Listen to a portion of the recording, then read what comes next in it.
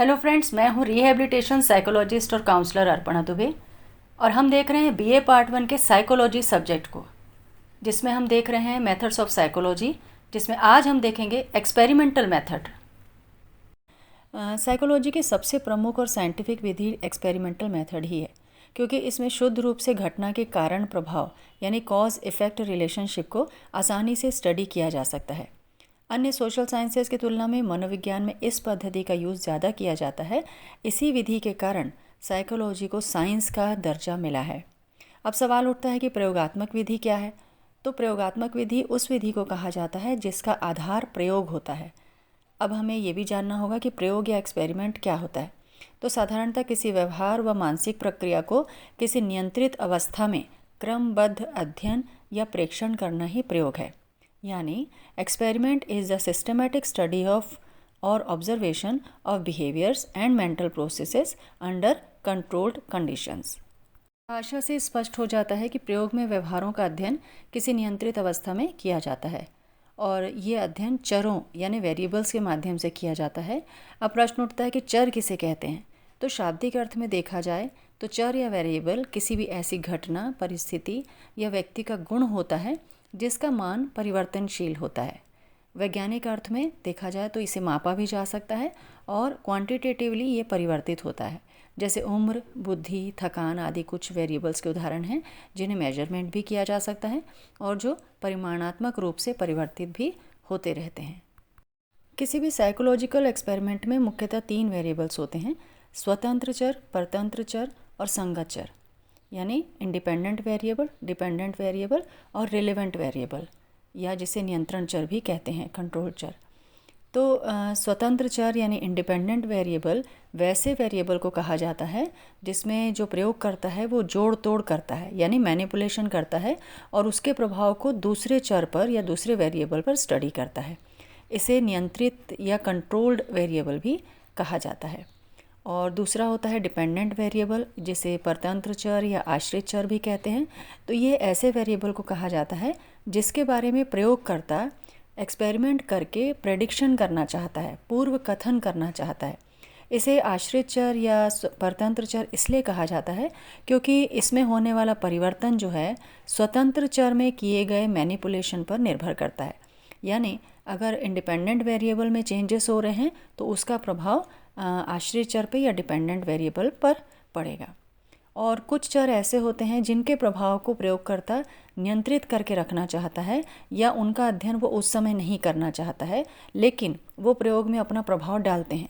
तो इन्हें हम क्या कहते हैं? संगत चर, रिलेवेंट या रिलेवेंट वेरिएबल्स।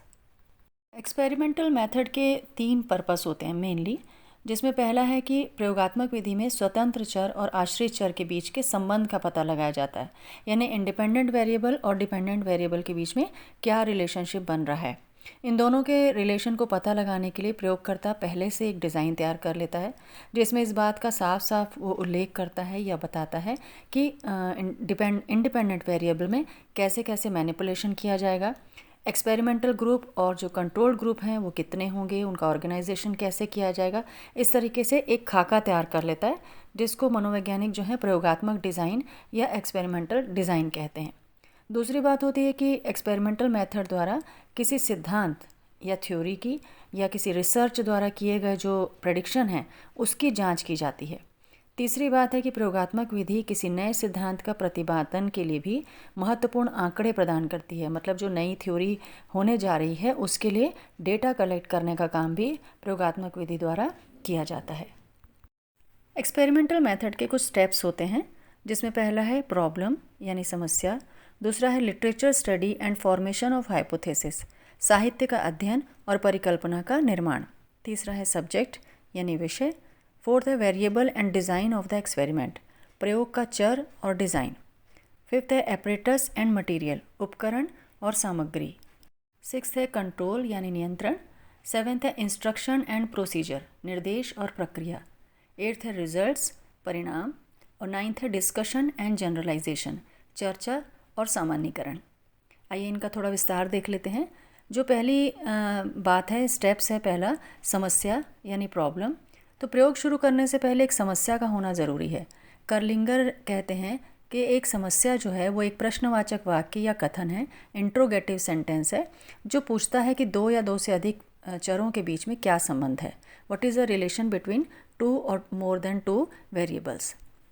तो इसके बाद दूसरा आता है literature study and formation of hypothesis, यानी साहित्य का अध्ययन और परिकल्पना का निर्माण। तो समस्या के चयन के बाद एक्सपेरिमेंटर बहुत सी बुक से, रिसर्च पेपर से और कई साइकोलॉजिकल एब्स्ट्रैक्ट से लिटरेचर की डीप स्टडी करता है, ये जानने के लिए कि इस विषय पर या इस दिशा में कितना काम हुआ है, क्या रिजल्ट्स मिले हैं। स्पेशलिस्ट से डिस्कशन करता है, फिर हाइपोथेसिस बनाता है। टाउनसेंड कहते हैं कि परिकल्पना को समस्या के लिए एक सुझाव का उत्तर कहा जा सकता है। Hypothesis is a suggested answer for a problem. परिकल्पना की मदद से एक्सपेरिमेंटर को काम की दिशा मिल जाती है। तीसरी बात है विषय या सब्जेक्ट। हाइपोथेसिस के बाद सब्जेक्ट या प्रयोज्य का निर्धारण किया जाता है। सब्जेक्ट यानी जिन पर प्रयोग करना है।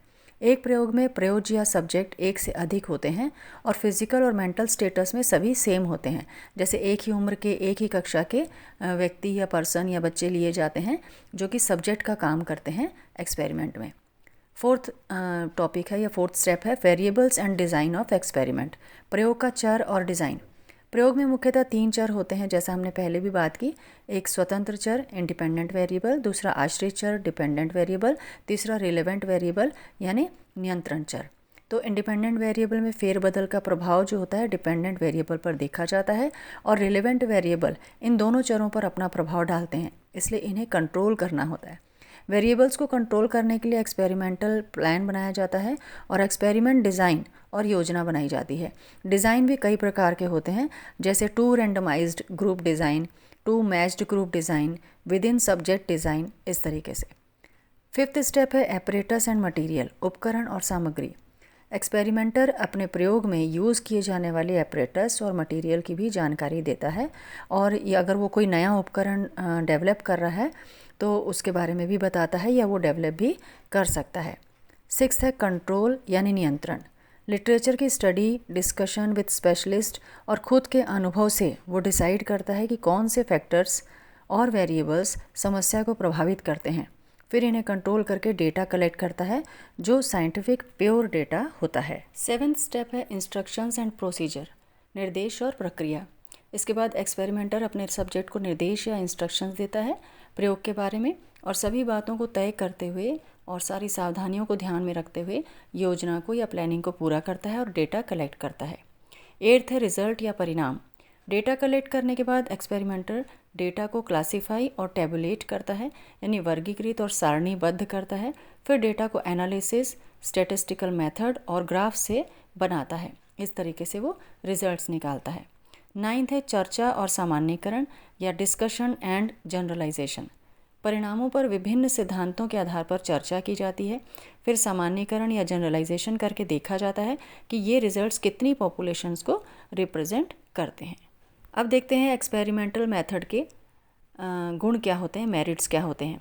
इसका पहला गुण होता है कि इसमें ऑर्गेनिज्म के व्यवहारों का जो वेरिएबल्स के माध्यम से कंट्रोल कंडीशन में अध्ययन किया जाता है तो उससे उसकी इंटरनल वैलिडिटी प्रयोग की काफ़ी बढ़ जाती है और ये गुण किसी अन्य विधि में नहीं होता है कि इतनी नियंत्रित परिस्थितियों में कार्य किया जा सके। दूसरा गुण है प्रयोगात्मक विधि में पुनरावृत्ति यानी रेप्लिकेशन का गुण होता है। इसमें जो पहला एक्सपेरिमेंटर है वो अपनी रिपोर्ट में पूरी तरह से लिखता है कि उसने कौन सा एक्सपेरिमेंटल डिज़ाइन यूज़ किया था, कितने सब्जेक्ट लिए थे, कैसे इंडिपेंडेंट वेरिएबल में जोड़ तोड़ या मैनिपुलेशन किया था। तो अगर कोई दूसरा स्टडी करने वाला व्यक्ति देखना चाहता है, उसे कोई डाउट है, वो इस रिज़ल्ट को दोहरा के देखना चाहता है तो वो आसानी से इस प्रोसेस को दोबारा कर सकता है और ये सुविधा दूसरी विधियों में नहीं होती है। तीसरा गुण या मेरिट है कि प्रयोगात्मक विधि काफ़ी वस्तुनिष्ठ यानी ऑब्जेक्टिव होती है। इसमें प्रयोगकर्ता को एक खास ढंग से खास विधि से प्रयोग करना होता है, इसलिए वो चाहकर भी कोई पक्षपात नहीं करता है। चूँकि ये विधि वस्तुनिष्ठ होती है तो इससे प्राप्त जो डेटा होते हैं, आंकड़े होते हैं, उनमें गुणात्मक और परिमाणात्मक विश्लेषण यानी क्वालिटेटिव एंड क्वांटिटेटिव एनालिसिस आसानी से किया जा सकता है। चौथा गुण है प्रयोगात्मक विधि में स्वतंत्र चरों का जोड़ तोड़ यानी इंडिपेंडेंट वेरिएबल्स का मैनिपुलेशन काफ़ी अधिक और उचित ढंग से किया जाता है। इससे किसी मनोवैज्ञानिक समस्या का अध्ययन कई तरह से कर सकने में समर्थता मिलती है। प्रयोगात्मक विधि में कुछ दोष भी होते हैं। जैसे पहला दोष ये कहा जा सकता है कि प्रयोग की नियंत्रित अवस्था वास्तविक न होकर के आर्टिफिशियल होती है, इसलिए इसका संबंध जीवन के रियल सिचुएशन से कम होता है और इससे प्राप्त निष्कर्ष का जनरलाइजेशन वास्तविक परिस्थिति के लिए संभव नहीं होता है।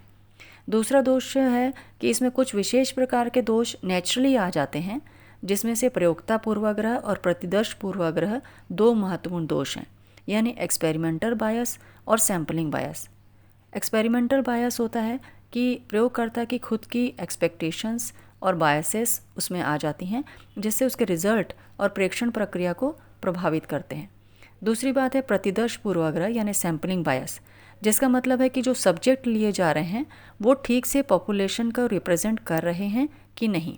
कभी कभी ऐसा होता है कि प्रयोज्य उस समूह का प्रतिनिधित्व नहीं करने वाले किसी भी प्रयोज्यों को ले लेता है, जो प्रयोज्य आसानी से उसे उपलब्ध होते हैं उन्हें ले लेता है, और इससे जो प्रयोग में पूर्व कथन करना होता है, प्रेडिक्शन करना होता है, वो सही रिजल्ट नहीं दे पाता है। और कभी कभी ये भी देखा गया है कि प्रयोग में एक्सपेरिमेंटल ग्रुप और कंट्रोल ग्रुप इक्विवेलेंट नहीं होते, इसलिए इसके परिणाम वैलिड और विश्वसनीय नहीं हो पाते। तीसरा दोष है कुछ प्रयोग ऐसे होते हैं जिन्हें पशुओं पर तो किया जा सकता है, एनिमल्स पे किया जा सकता है, लेकिन मनुष्यों पर नहीं किया जा सकता। जैसे कि प्रयोगकर्ता देखना चाहता है कि कोई शरीर का कोई अंग निकाल के या मस्तिष्क का कोई भाग निकालने का प्रभाव व्यवहार पर क्या पड़ता है, तो ये पशुओं पर तो हो सकता है, एनिमल्स पे हो सकता है, लेकिन इसे मनुष्यों पर करना संभव नहीं हो पाता है। इसलिए प्रयोगात्मक विधि का कार्य क्षेत्र यानी उसकी फील्ड जो है वो सीमित हो जाती है, और पशुओं के अध्ययन से प्राप्त निष्कर्ष को मनुष्यों के लिए सही मान लिया जाता है, इसलिए इसमें एरर की संभावना बनी रहती है। तो इस प्रकार के कुछ दोष भी एक्सपेरिमेंटल मेथड में देखे जाते हैं। इन दोषों या डीमेरिट्स के बावजूद भी प्रयोगात्मक विधि मनोविज्ञान की सबसे वैज्ञानिक विधि मानी गई है। आज मनोविज्ञान में उन सिद्धांतों और तथ्यों की कोई मान्यता नहीं है जिनका प्रयोगात्मक समर्थन या एक्सपेरिमेंटल सपोर्ट नहीं है। तो फ्रेंड्स, आज के वीडियो में इतना ही। ये वीडियो आपको कैसा लगा कमेंट करके ज़रूर बताइएगा। लाइक, शेयर और सब्सक्राइब ज़रूर कर दीजिएगा ताकि आपको अपडेट्स मिलती रहें, और बाकी मेथड्स हम लेकर के आएंगे नेक्स्ट वीडियो में। Thank you.